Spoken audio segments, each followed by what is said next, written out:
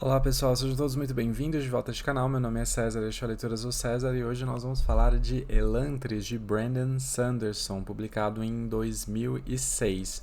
Esse aqui é o terceiro livro do Brandon Sanderson que eu leio. Se vocês não conhecem, eu acho que vocês deveriam dar uma chance para esse autor. É um autor de fantasia, é um autor que está vivo ainda, que está publicando o tempo todo e é um dos autores assim mais prolíficos que existem na atualidade. Ele é quase que um Stephen King da fantasia, porque ele escreve muito rápido, ele escreve muito bem.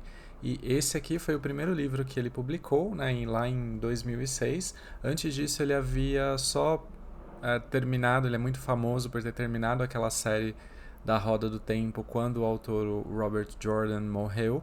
Ele escreveu os últimos livros dessa obra, ele terminou esse grande ciclo da Roda do Tempo. E aí, com essa projeção que ele ganhou, ele começou a escrever os seus próprios livros e o primeiro deles é Elantris. Como eu falei, esse é o terceiro livro dele que eu leio. Eu estou atualmente lendo também o Stormlight Archive, que é uma série que ele está fazendo agora, é uma série que ele pretende que tenha 10 livros e que ele acabou de terminar de escrever o quinto livro. Tem 4 livros publicados, quinto livro agora para sair, eu não sei quando que vai sair. No Brasil nós temos 2 livros publicados. É uma série que eu tô gostando demais, é uma das coisas mais sensacionais que eu tenho lido nos últimos tempos. E aí eu fiquei animado para ler um pouco mais de outras obras dele, afinal de contas ele já escreveu muita coisa desde 2006 e eu tenho certeza que vocês vão curtir muito se vocês derem uma chance para esse autor. Esse aqui é o primeiro livro da chamada Cosmere. A Cosmere é literalmente um universo que o Brandon Sanderson criou, que é o universo onde se passam as suas histórias. É uma mesma galáxia com vários planetas, vários sistemas solares, e esses sistemas solares são regidos por uma mitologia comum. Existe uma mitologia por trás, é uma mitologia que está movendo todas as histórias que ele conta nessa Cosmere, porém você não precisa saber dessa mitologia que está por trás, porque a mitologia, a grande mitologia que está ocorrendo, e que ele ainda não desenvolveu tanto assim, apesar de ele já ter escrito muita coisa nesse universo, você não precisa saber, você não precisa ter um conhecimento a respeito dessa mitologia, e você não precisa ler livros diferentes da Cosmere para conseguir entender as histórias. Essa aqui é uma história solo, é uma história que não tem continuação, pelo menos ainda, né? No presente momento a gente não tem uma continuação, embora o final do livro deixe aberto aí para uma possível continuação ou para outras histórias que possam surgir dali. Bom, eu li esse livro no original inglês, eu comprei aí numa promoção, não saiu muito caro não, não sei se agora o preço que tá, mas esse livro já faz um tempo já que eu comprei numa promoção e estava relativamente barato. A gente até tem uma tradução dele para o português, que é da finada editora Leia, não sei se vocês lembram dessa editora, mas era uma editora portuguesa que veio aqui para o Brasil, e foi a editora que na época ganhou uma certa projeção quando eles publicaram todos os livros da Guerra dos Tronos, e foi uma editora que não conseguiu se manter no Brasil e acabou saindo. Esse livro vocês conseguem encontrar por essa editora traduzido para o português, mas eu espero que a editora responsável pela publicação do Stormlight Archive se anime e que também volte a publicar uma nova tradução de Elantris para o Brasil, porque eu acho que esse livro aqui vai atrair muita gente para a literatura do Brandon Sanderson. Eu acabei procurando a obra do Brandon Sanderson depois que eu tava vendo um vídeo, sabe quando você tá assistindo algum vídeo na internet, de repente você tá vendo um outro vídeo, de repente você tá vendo um outro vídeo, e eu tava vendo um ranking de 10 melhores livros de fantasia, porque de repente eu tava querendo encontrar alguma coisa nova, então às vezes esses rankings que as pessoas fazem nos YouTubes da vida sempre trazem alguma coisa nova, e eu tava afim de ler alguma coisa mais de fantasia, uma leitura um pouco mais casual, então eu estava tentando procurar autores novos, autores que eu não conhecia, e esse autor apareceu muitas vezes e era mencionado inclusive até como um autor que era melhor ainda que o Tolkien, que escreveu O Senhor dos Anéis, a trilogia do Senhor dos Anéis. E aquilo me deixou meio impressionado. Eu falei, nossa, realmente o cara deve ser muito bom. E aí eu pergunto para vocês, ele é tão bom quanto o Tolkien? Eu acho um pouco difícil, né? Eu acho que o Tolkien, para mim, pessoalmente, ele é muito insuperável. Mas o Brandon Sanderson, ele tem o estilo dele, ele tem histórias bastante legais, assim, o Stormlight Archive, ele é, com certeza, provavelmente vai ser a grande obra-prima dele. Elantris é legal, mas a gente vê que ainda é um escritor que está no começo de carreira, então nem todas as coisas aqui eu gostei. Eu acho que tem um estilo aqui já bem claro, ele já sabe muito bem o que ele quer fazer, eu consigo ver muitas das coisas que estão aqui projetadas de uma maneira bem mais bem feita em Stormlight Archive, mas aqui ele ainda se segura muito em clichê, ainda não sabe fazer exatamente aquilo que ele faz de melhor, que a gente vai conversar daqui a pouco. Mas de qualquer maneira, eu recomendo muito a leitura desse livro. Tenho certeza que vocês vão se apaixonar pela escrita dele, se você gosta do gênero fantasia, é claro. Se você não gosta do gênero de fantasia, eu acho difícil você gostar. Talvez a história pareça aqui muito estranha, né, como a gente vai conversar daqui a pouco. Mas se você gosta de fantasia, leia o Brandon Sanderson e comece a ler, talvez por Elantris. Eu acho que Elantris dá uma boa dimensão de como o Brandon Sanderson escreve. A história de Elantris se passa no planeta Cell, que é um planeta que está repleto de magia. Essa magia está na estrutura do planeta e ela brota, ela emerge na superfície em locais específicos. Então, as pessoas que são capazes de se conectar, de fazer o uso dessa magia, elas precisam estar em determinado lugar para que essa força que existe no planeta possa vir até elas e ela possa se fazer presente, ela pode se fazer manifesta.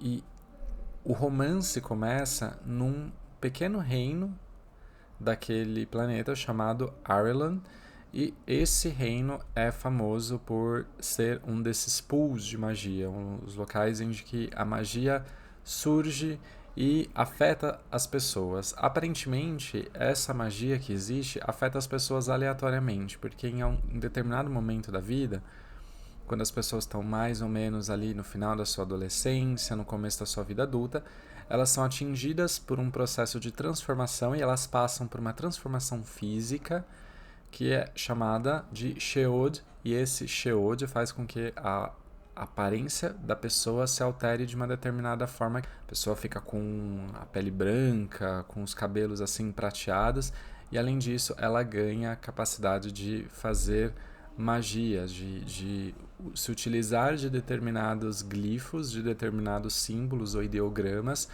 para fazer com que determinadas energias se manifestem. Então a pessoa consegue curar pessoas, ela consegue fazer com que coisas explodam e assim vai. Então é fácil perceber que nessa civilização as pessoas que passam por esse Sheod, que passam por essa transformação, são vistas como seres humanos superiores ou como super-homens. A sociedade deles está muito voltada para as pessoas que passam por essa transformação. Essas pessoas que passam por essa transformação, elas ganham o direito de se mudar para um lugar da cidade, né, uma grande cidade dentro da cidade, que é Elantris, que dá título do livro.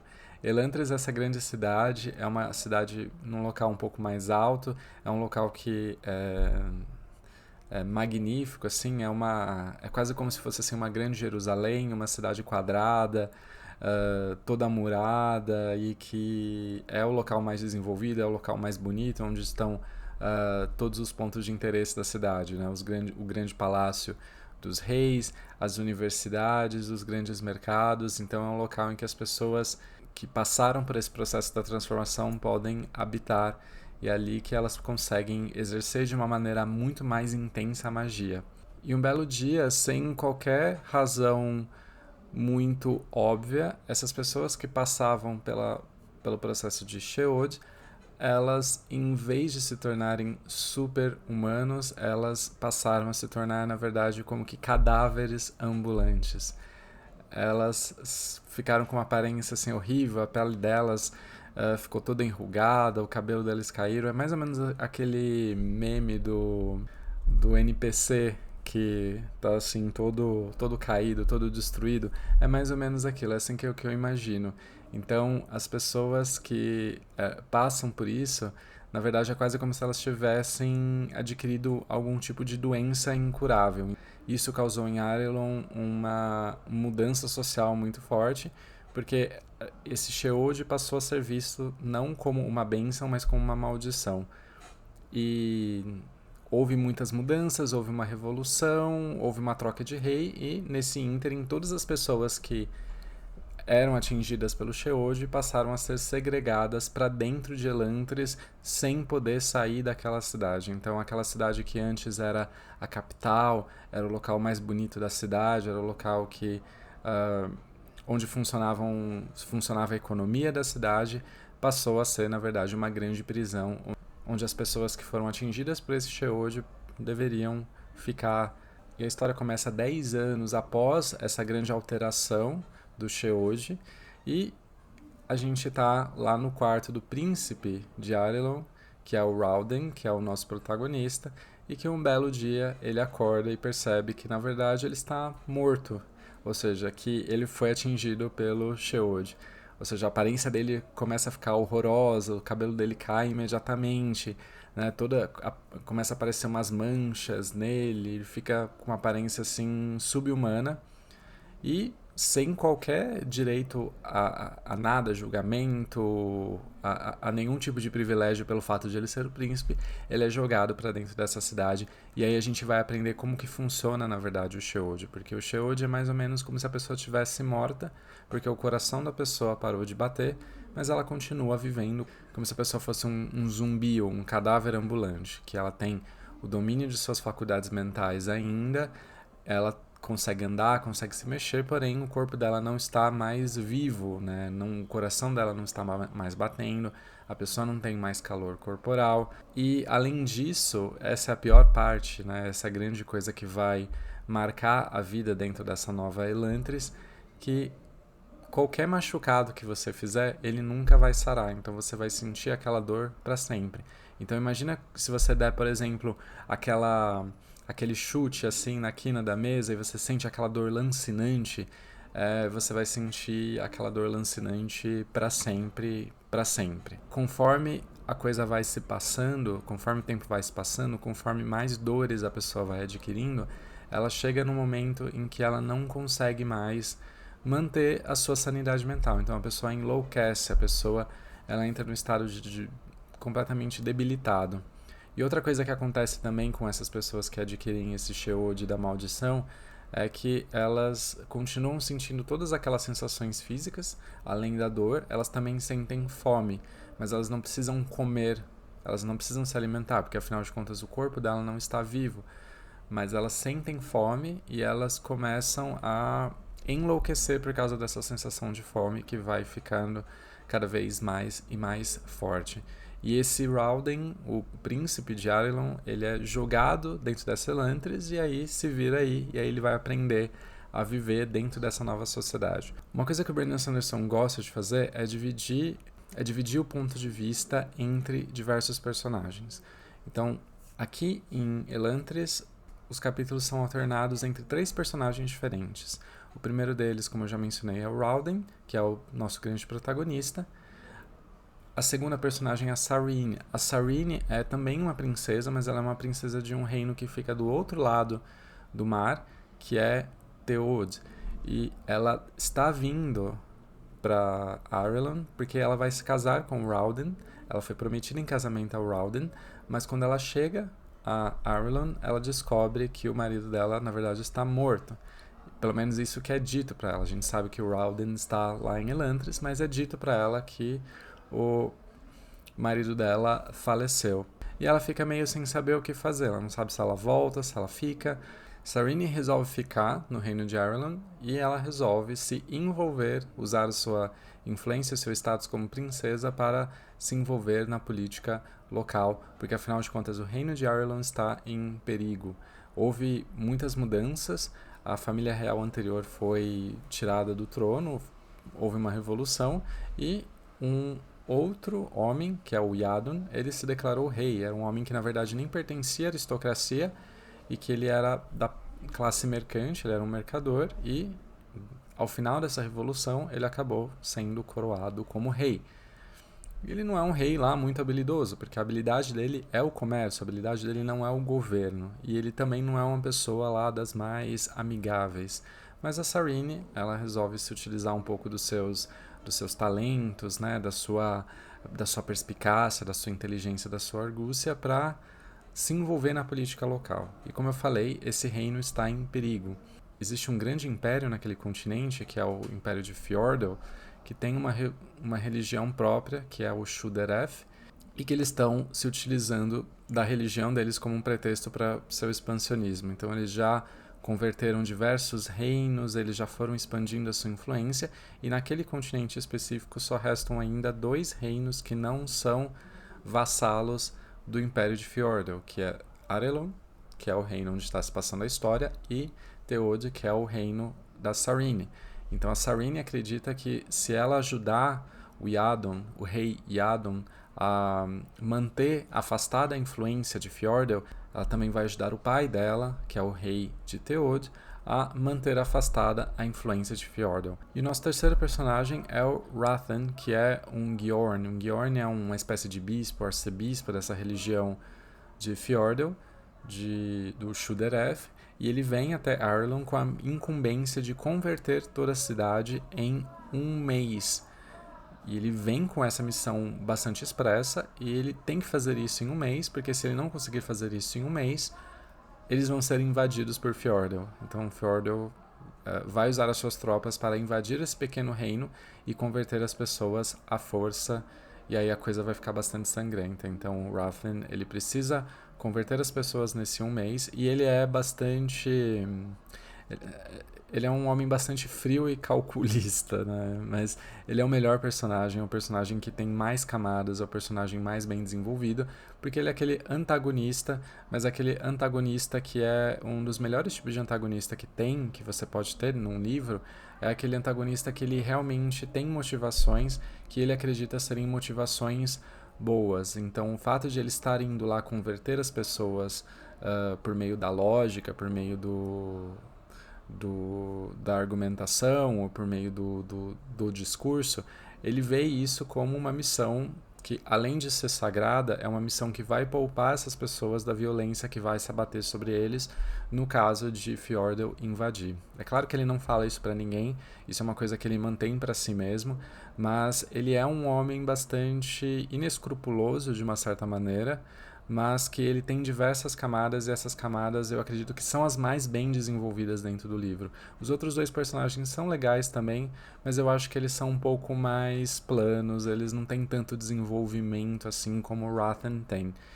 Então, assim, a partir lá pro fim do livro, assim, ele rouba totalmente a cena dos outros 2 personagens, assim, e a gente vai chegar lá, sem spoilers.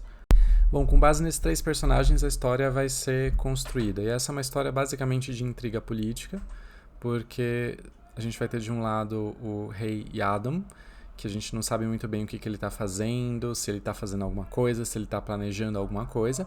A gente tem a Sarene, que, como eu falei, o objetivo dela é conter a expansão de Fjordell, e ela vê a expansão de Fjordell muito como sendo trazida pelo Rathen. Ela, como a gente sabe, ela é muito inteligente, ela é muito perspicaz, mas ela não tem conhecimento de todas as coisas que estão acontecendo, por óbvio. E aí isso vai dificultar um pouco. Mas os 2 vão ter um jogo, né, de intriga política, de confronto político. Os 2 eles vão se construir quase como rivais, porque Rathen tem os objetivos dele, Sarene tem os objetivos dela, e os 2 vão ali numa espécie de jogo político. E o Rauden parece que está vivendo ali uma realidade à parte, e que a gente fica se perguntando como que a realidade desses 2 mundos, do mundo de Elantris e o mundo fora de Elantris, vão se conectar em algum momento. Porque esse é o lugar onde os personagens não têm, pelo menos em boa parte do livro, eles não têm nenhum contato. É como se eles existissem em realidades diferentes. E aí o livro vai criando essa expectativa de o que vai acontecer quando esses mundos finalmente se encontrarem, quando eles souberem da existência um do outro. Se você leu ou está lendo Stormlight Archives, né, principalmente o primeiro livro, que é o Caminho dos Reis, você vai se lembrar de um dos protagonistas desse livro, que é o Kaladin. O Kaladin é um guerreiro que foi reduzido à condição de escravo e ele foi levado até o fronte da guerra, e a sua missão é basicamente ser usado como bucha de canhão, né? Junto com outros escravos, carregar as pontes as quais os soldados vão passar por aqueles grandes vales que existem naquele fronte de batalha. Aquilo é basicamente uma missão impossível, e ele coloca para si, nesse livro, a missão de sobreviver a esse contexto de guerra agressivo em que a vida dele não conta, e proteger as pessoas que fazem parte da sua, né, do seu grupo ali de escravos. Então a missão dele é proteger a sua vida e proteger a vida dos outros que também não podem proteger a própria vida. A gente vê um pouco o reflexo disso aqui nesse livro, porque o Rauden também. O Rauden, ele coloca para si como missão dentro de Elantris manter a sua humanidade e formar um grupo de pessoas que tenham essa mesma intenção. Elantris é uma anarquia, ela é basicamente dividida dentro de grandes gangues que ocupam determinados territórios, e essas gangues são... Algumas delas são mais violentas do que as outras, mas todas elas estão sempre ali batalhando umas com as outras, e o Rauden não quer se meter nisso, ele quer, na verdade, manter uma vida pacífica ou fazer alguma coisa que permita que eles não caiam naquela degeneração excessiva da pessoa que já está tão machucada e tão desesperançosa que ela não consegue mais viver. O seu objetivo é, portanto, manter a humanidade. E aí eu acho que já tem uma coisa que é muito do Brandon Sanderson, é que ele gosta de histórias assim que se desenvolvem muito devagar. Se você leu Stormlight Archive, você vai ver que os livros são muito longos, eles têm mais de 1000 páginas. Cada um dos livros tem mais de 1000 páginas.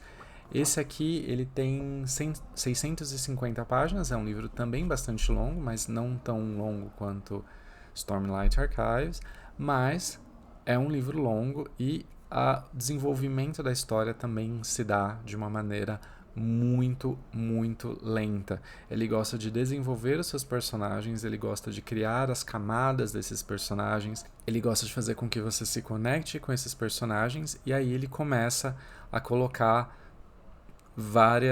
aí que ele começa a colocar de fato ação e movimento. E isso pode talvez incomodar algumas pessoas. Se você quer um livro cheio de ação, de aventura o tempo todo, talvez os livros Brandon Sanderson não sejam muito o seu estilo, porque ele gosta de ir muito devagar, e aí ele vai acelerando conforme o livro vai passando.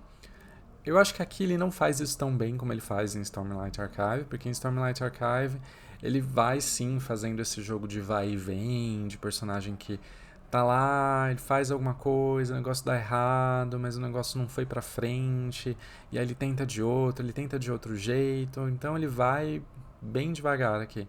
Aqui eu acho que ele faz uma transição muito rápida entre o ir devagar e o ir muito rápido, porque ele demora para engatilhar a história, e aí depois, quando ele engatilha a história, quando tem um evento ali mais ou menos no meio que vai conduzir aos eventos finais, e isso já dá mais ou menos 150 últimas páginas, começa a ter uma espécie de aceleração, que começa a acontecer muita coisa. Cada capítulo acontece 2, 3 coisas, e eu acho que aí ele se perde um pouco, porque algumas dessas reviravoltas, na minha opinião, são um pouco óbvias ou são um pouco clichê, e eu acho que os dois personagens principais, a Sarene e o Rauden, eles não são muito bem desenvolvidos. Eu acho que a Sarene, especificamente, é um personagem que é subaproveitado, principalmente no final.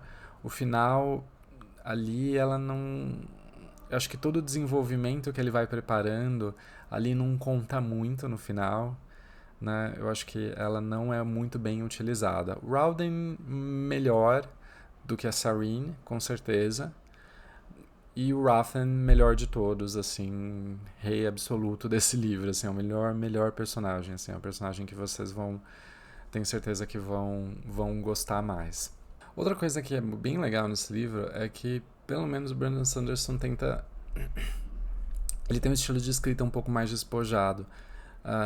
Eu mencionei o Tolkien antes, e Tolkien é um autor que, principalmente no Senhor dos Anéis, em O Hobbit nem tanto, né? Mas em Senhor dos Anéis ele é um autor mais sério, ele tem um tom de voz mais sério, mais assim, imponente, e o Brandon Sanderson é mais casual, ele até faz algumas coisas um tanto quanto... Ele tenta fazer um pouco de humor, ele gosta de fazer umas tiradinhas, colocar umas coisinhas meio engraçadinhas acontecendo, os personagens, às vezes aquele alívio cômico.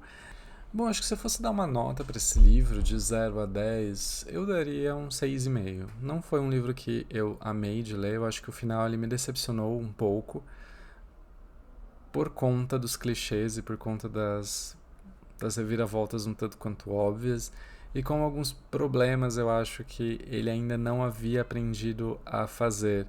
Ele introduz alguns plot twists secundários no meio de plot twists principais e que eu acho que perde um pouco o impacto. Você fica falando, nossa, mas por que ele escolheu revelar essa informação nesse momento? E ele tem aquele final bastante assim de filme mesmo, né? Mas eu acho que faltou assim aquele fator X mesmo desse livro, que poderia tornar esse livro excelente. Mas eu acho que no geral eu gostei bastante dele. E aí depois que eu terminei de lê-lo, eu fui num outro livro do Brandon Sanderson que se chama The Arcanum Unbounded, que não está traduzido para o português, mas ele é uma coletânea de histórias e de informações a respeito da Cosmere, onde a gente aprende um pouco mais a respeito do mundo de Cell. A gente até tem algumas ilustrações ali mostrando como é o planeta, né, como é o sistema solar e como é a magia que constitui aquele planeta. E tem uma história também inédita sobre Elantris. É um conto, na verdade, é uma historinha bem curtinha que se chama The Hope of Elantris, A Esperança de Elantris, que conta um pequeno episódio que acontece no meio ali da história, que não influi muita coisa, não traz alguma coisa muito nova, mas enfim, é um lore aí, uma mitologia adicional para você adicionar ao seu repertório. Eu não gostei muito dessa história, para ser bem sincero, achei bem sem graça, na verdade. Ele até explica depois no final que ele escreveu essa história porque ele queria homenagear o que ele considera a primeira fã que ele teve, que foi uma menina que fez um trabalho de escola sobre o livro dele, e ele ficou tão feliz com aquilo porque na época ele não era muito famoso, que ele não pensava nele mesmo como um escritor de sucesso, e aí quando ele viu que teve essa menina que fez fez um trabalho de escola sobre Elantris, ele ficou tão feliz que ele resolveu escrever uma história em homenagem a ela. Achei fofo, né? Fofo.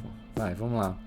E além disso, a gente tem também uma nova novela que se passa nesse mesmo planeta de Cell, mas que a história não está ligada com Elantris, e é o texto que eu vou ler agora, e possivelmente eu vou voltar aqui para a gente comentar um pouco mais também dessa história. E agora eu queria saber de vocês. Vocês gostam do Brandon Sanderson? Vocês já leram o livro dele? Se interessaram? Me conta um pouco mais nos comentários, se você tiver algo legal a dizer. E agradeço a você por ter assistido esse vídeo. Se você assistiu até o final, só tenho a agradecer ainda mais. Eu espero que a gente possa conversar nas próximas semanas sobre outros livros e compartilhar as nossas experiências. Tá bom? Então, boa semana para vocês, boas leituras. Tchau, tchau.